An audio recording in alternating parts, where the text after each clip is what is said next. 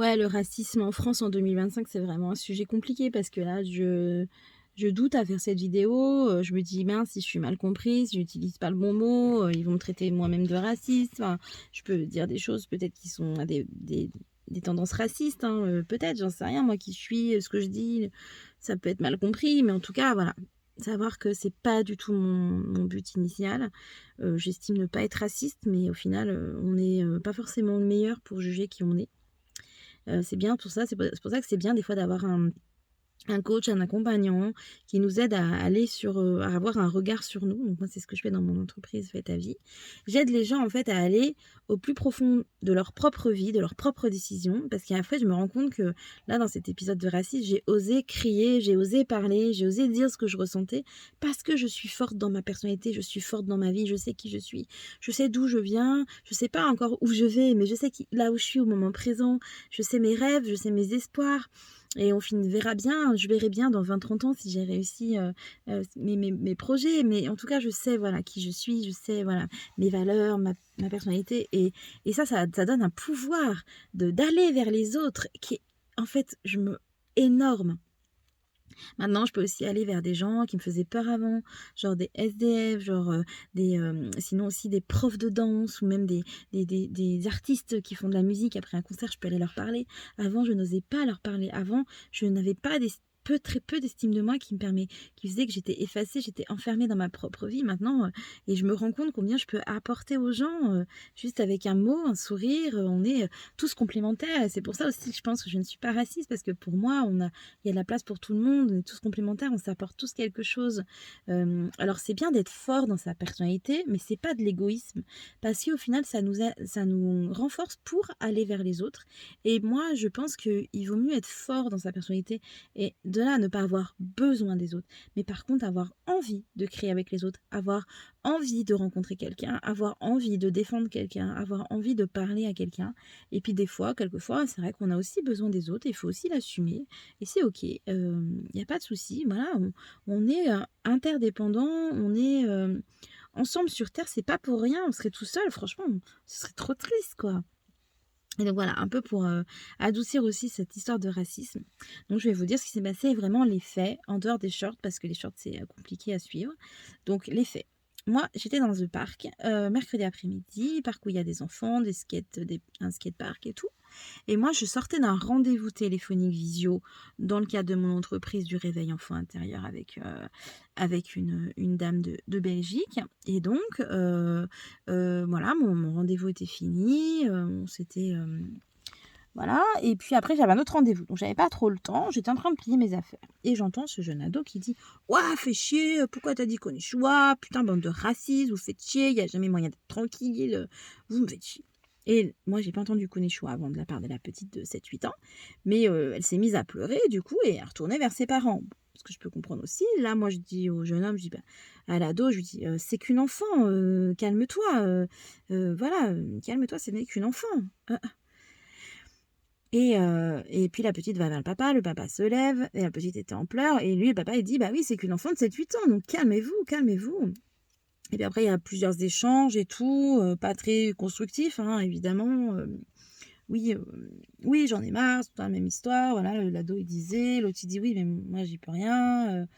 Et après à un moment donné, l'asiatique il dit, le jeune ado, il dit: «Je suis asiatique». Et bon, du coup sa formule était peut-être un peu, maladroite et après il dit et et la dame lui dit: «Oui, mais on est en France ici». Donc là, tu te dis: «Tiens, c'est peut-être du racisme, bon, à voir». Et il répond: «Oui, bah, j'ai les 2». Le jeune ado, il répond: «J'ai les 2». Et après la femme répond: «De toute façon, tu n'as rien à faire ici». Et là, vu que je suis assez forte dans ma personnalité, j'ai laissé en fait monter en moi ce truc quoi et j'ai dit: «Mais oui, il faut le sortir, c'est évident, ça fait partie de moi, c'est ma vérité, c'est ma personnalité, c'est moi et c'est juste». Et c'est concret et c'est vrai, c'est ce que je partage au niveau de mon cerveau, voilà, c'est mes valeurs.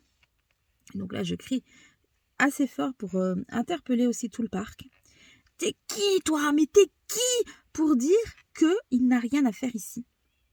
C'est un jeune ado qui a des origines asiatiques. Il a les 2 nationalités et quand bien même il n'avait pas la nationalité française, il a le droit d'être sur le territoire français et quand bien même ce n'est pas à nous de dire si on a le droit ou pas. C'est à la justice, c'est aux gendarmes, c'est machin, c'est bidule. Enfin, ouais, du coup, elle ne s'occupait pas en fait du comportement de, je sais pas si c'était sa fille ou sa nièce, je sais pas. En tout cas, elle était dans ce groupe familial là, et elle ne voulait pas remettre en question le comportement de la petite, et ne voulait, l'impression qu'elle n'était pas très apaisée au niveau de la discussion. Alors l'ado n'était pas non plus très apaisée. Moi, j'étais en train de ranger mes affaires, je suis partie, et après, quand je partais, un truc qui m'a fait rire, mais qui doit sûrement vraiment pas être drôle, mais moi ça m'a fait rire parce que j'ai appris à prendre de la distance en fait avec tout ce qui est conflit, toxique, peur, guerre, enfin tout ça en fait, tout ce qu'on veut nous rajouter comme énergie négative, comme pensée négative, moi je mets de la distance. J'essaye. Et là c'était plus facile parce que j'avais un autre rendez-vous et j'étais pas impactée personnellement. Et elle dit, la dame, je suis raciste, j'ai le droit. Et j'étais là, non mais j'étais outrée, j'ai pas répondu parce que j'étais déjà distante de plusieurs mètres. J'ai juste entendu ça, elle l'a dit fort du coup pour que j'entende. Et après, j'étais au parking et tout, et je les entendais encore gueuler pendant encore 5-10 minutes, quoi. En train de s'engueuler l'un à l'autre, de se répondre en ping-pong. Ouais, bon. En tout cas, ce qu'il y a de sûr, c'est que ça pourrit un peu l'ambiance du parc, mais au final, on s'en fout. Et en fait, cet ado asiatique, comme il dit, avec des origines asiatiques, bah, au final, il avait bien détecté qu'il y avait une énergie de racisme dans la petite de 7-8 ans, parce qu'elle doit entendre ça dans son foyer ou par les gens qui l'éduquent. Et du coup, bah, potentiellement, là, à 7-8 ans, elle se rend pas compte, en fait, la petite. En fait, voilà. Et voilà, j'espère que vous avoir mis les faits, rien que les faits, et que rien ne me sera reproché par rapport à cette histoire. Voilà, moi c'est ce que j'ai entendu, c'est ce que j'ai vu. Après j'ai rajouté là dans ma vidéo quand même mon point de vue, hein, attention, et ça ce n'est que mon point de vue, c'est ma vérité à moi au jour où je vous parle.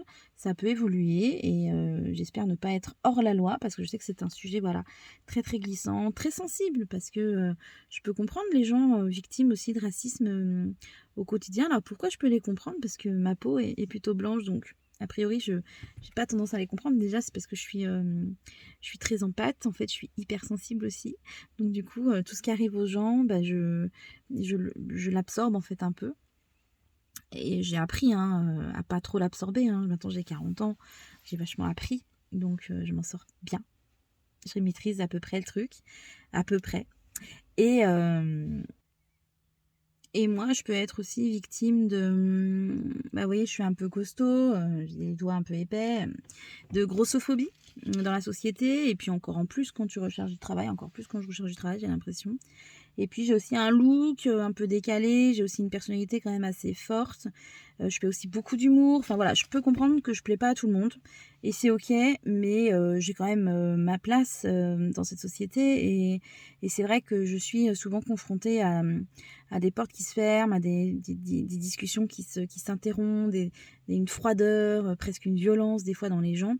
Parce que bah, ils me supportent plus, ils me tolèrent plus dans leur environnement. Après, est-ce qu'on peut considérer ça comme du racisme? Je pense peut-être pas, j'en sais rien. Mais oui, je vois, je peux imaginer, bah, au final, il faut aussi, moi en tout cas dans ma vie, j'apprends bah, à me dire, bon, bah, oui, cette personne ne veut plus me parler, cette personne ne voit pas le cadeau que je suis, tant pis pour elle. Je garde ce cadeau pour moi et les gens qui veulent, qui l'apprécient. Et c'est un peu, c'est vrai que d'avoir la peau de couleur, d'une autre couleur que dans le pays, en tout cas en France, d'avoir la peau haute que blanche, je pense que c'est vrai que ça doit développer une personnalité quand même assez forte. Et moi, j'ai vécu, moi, quand j'étais petite, un peu une discrimination, parce que je suis petite aussi en taille, et ça m'a donné un caractère de teckel qui montrait les crocs à terrible. Et là, aujourd'hui, du coup, j'ai plusieurs complexes, et je vais vous les montrer, parce que c'est aussi une façon de... Je vais pas vous montrer mon corps dénudé. J'ai pas trop de complexe avec mon corps parce qu'au final, je m'en fous, je le vois pas. Donc ça me va. Non, moi j'ai un complexe, c'est un peu les dents du bonheur. Voilà. Ça me complexe un petit peu, mais au final, il y en a qui apprécient. Donc bon, ça va. Puis c'est quand même les dents du bonheur, donc ça peut vibrer pas mal. Et non, là, ce que je déteste, c'est mon double menton.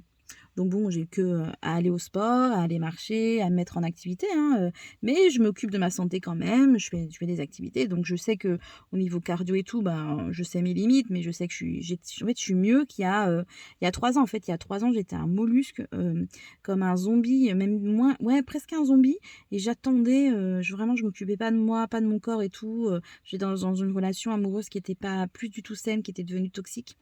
Et du coup, c'était, terrible pour mon corps. Donc là, je remonte la pente. Je sais prendre soin de moi, je sais ce qu'il faut faire. Après, voilà, je le fais pas forcément, mais j'ai conscience, en fait, de si je le fais ou je le fais pas. Mais j'en fais suffisamment pour être OK avec moi-même. Voilà un petit peu le point sur le racisme, sur ma chaîne, sur pourquoi je parle du racisme, sur cet événement. Et ben, on est vendredi. Je vous souhaite un super vendredi et je vous fais des gros bisous. Ah, je suis en train de préparer mon salon, un salon bien-être où je vais tenir un stand à Saint-Bérin-sur-Dône dans le 71 en Saône-et-Loire. Je vais tenir mon stand de reconnexion à soi via le réveil de l'enfant intérieur, aussi s'occuper des enfants, comment s'occuper de la préciosité de l'enfant. Et puis voilà, pensée positive, accompagnement.